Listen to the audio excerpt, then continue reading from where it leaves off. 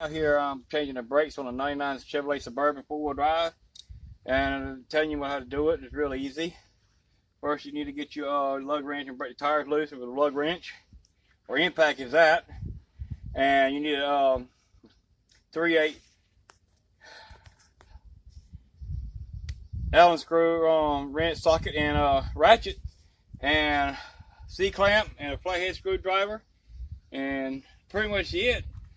And when you do this for safety, I don't got no ramps or jack stands to put it on, so I'll get me a concrete block and some 4x8 block wood, and when I get the truck jacked up, I put it underneath it for safety issue, and just in case the truck does slip off the jack, it has some kind of protection to keep from hurting me too bad or killing me. One of these days I'll get me an impact wrench where I can take these things off. I'm getting kind of too old using lug wrenches, but you use what you got to use. Alright, pause it. The Allen screws is back here. When you take your ratchet and saw to it, it's right here and behind this caliper. I don't know how hard it is, but most of the time I can bump it with my hand and they'll come loosen up. They might try to take a liar out of me, but they ain't been off this truck in a little while. Here they come. And well, I can tell the brake's still fair on this truck, but since I got them already down, bringing it double side done, go ahead and just change them all. There's another one of them screw nuts down at the bottom. I take one of them out and show you what it looks like, where you know where to look for it. And you really don't have to take off your brake line thing if you don't have to. You really don't. And you don't have to loosen up the bleeder valve. Some vehicles you do, and some vehicles you don't. But lucky Suburban 99, you don't have to do that to it.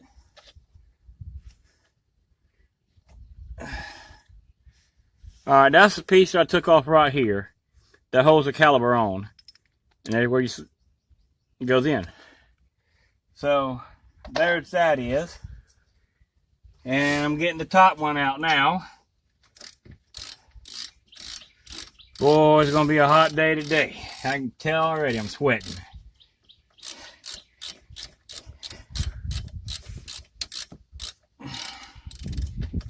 And also I'm doing this to try to help teach my son how to do a little bit of mechanic work where he can do it himself instead of going to these high price brake shops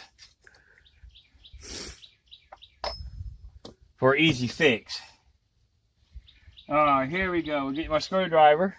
Big heavy duty flathead, but behind the caliper area, between the rotary, try to help pry it back off the rotary. And this thing is so tight, they're gonna try to make me look like I'm a long goofball. Oh, there it goes. See what I mean?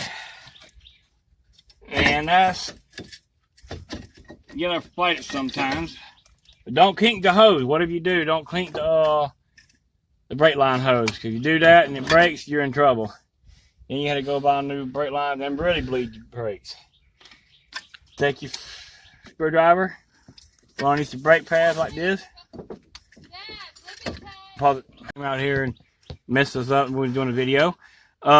This, take a screwdriver like I did, and it pops this out here from the caliper, and it has these little clips on it to help hold it in. But you can tell the brake shoes don't look that bad on here. Then I gotta come over here on this side.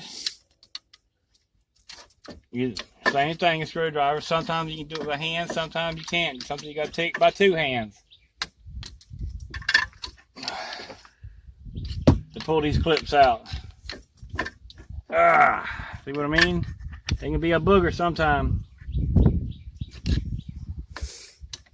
Sometimes they can be like taking candy from a baby. See? There we go. There's the other side. Still wasn't that bad. Huh. That's unusual. And my puppy's in the background. I guess he wants to be in the video too. This is a C-clamp, but supposed to have a little rotating button, but it broke off. You stick it up on the caliper,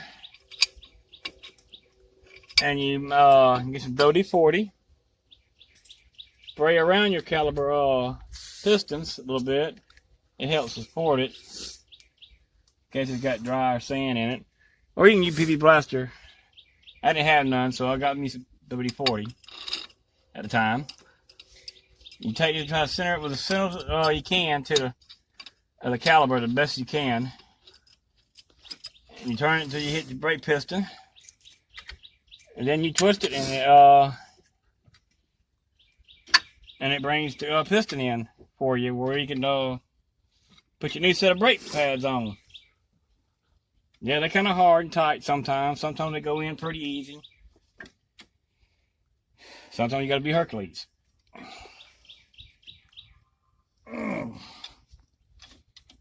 But you keep on going until you feel like you can't, it won't go no more.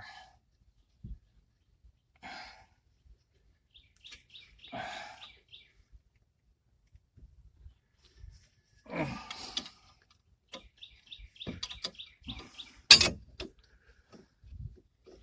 don't know about sure, son, but I think that was maxed out. And it popped off. Sorry it popped off. Got to reset it.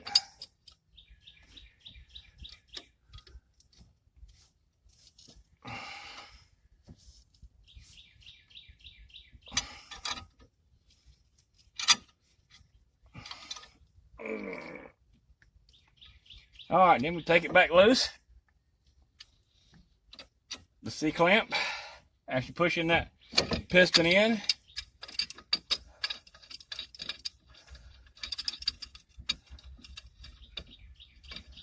Be lost for camera for a little while. I want to show you something where you can see what the piston looks like right here.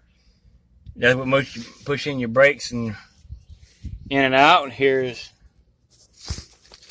cameraman back again. And here's the little clip pieces that we were wrestling with earlier. These are brand new, as you can tell. But this one right here goes in, get up right here where you see it. It goes right back in this thing right here, and it clips right back in. See here? Well, I guess not. You want to be a pain on that side. Come on there. There you go, girl.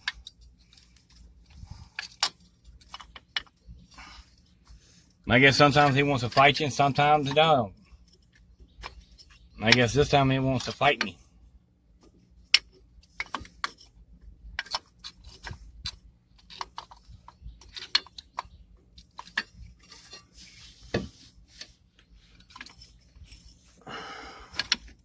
There it goes.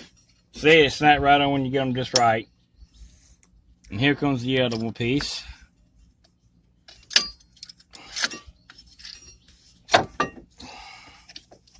Pull the clips back as the hair.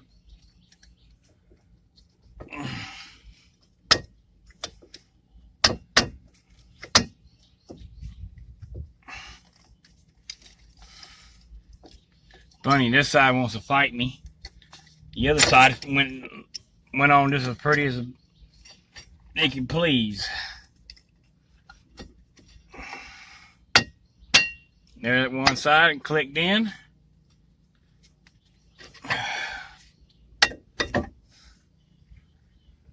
I don't understand why this side ain't clicking in, but it's all in there together.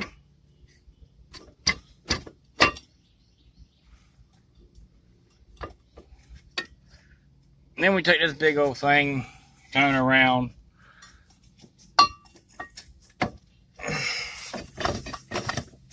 and try to put it back on. And let's hope I got the pistons pushed in far enough to put it back on. But if it ain't, then you can go back and take the brake pads off a little bit and See if we can get them back on there.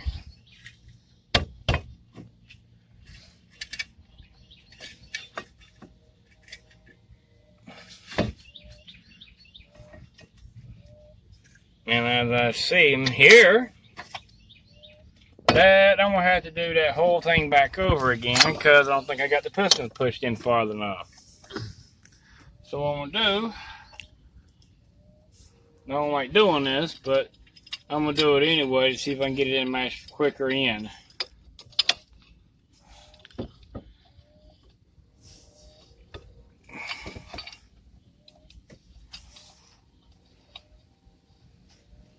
It was only just a few fractured off. And yeah, it's going in now.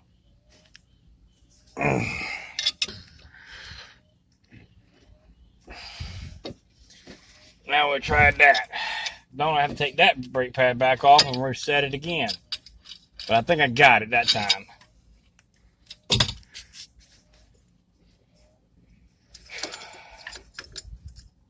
Sometimes you get parts that it wants to fight you to put together. Sometimes you don't.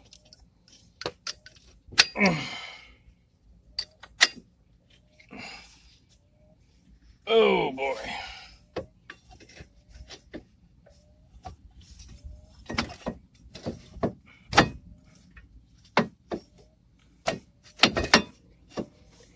And here's the fun part of getting the brake caliper back on and you feel like you're dancing.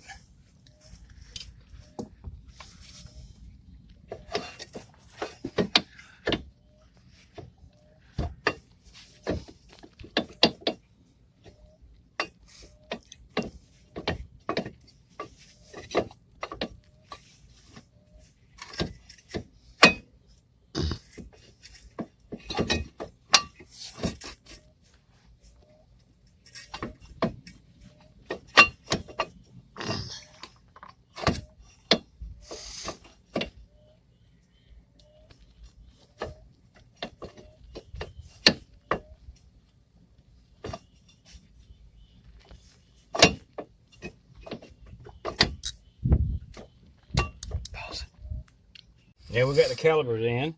Here we go about putting the bolts back in there. Sorry I had to fight it a little bit. Now we got to fight it to get it lined up where we can put the bolts back in there and tighten her on down.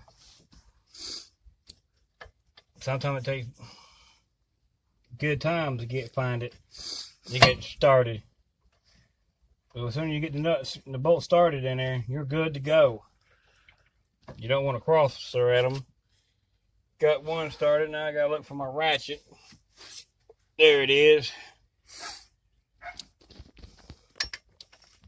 Trying to tighten the other one up just a little bit and get it ready to get the bottom one in.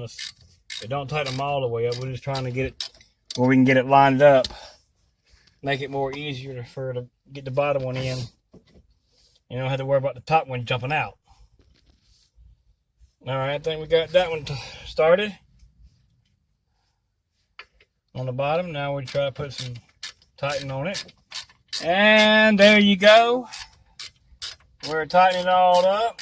And when you get through getting all things back together, go inside, crank your truck up, mash your brakes. You might have to pump them about twice. Then it should get back hardened up again for you. Some people just, if that don't do that, then you got to come right here. There's a bleeder valve sitting right there. I got a phone. Right there's a bleeder valve. You might have turned that to let the air out of the caliper and the brake system. Then you retighten them back up, but you gotta have somebody inside holding the brakes when you do that, because it's always gotta be at the floor when you let go of that bleeder valve. If you don't, you get more air in your lines. But other than that, we're through putting this thing together. I hope what I could tell you and my little knowledge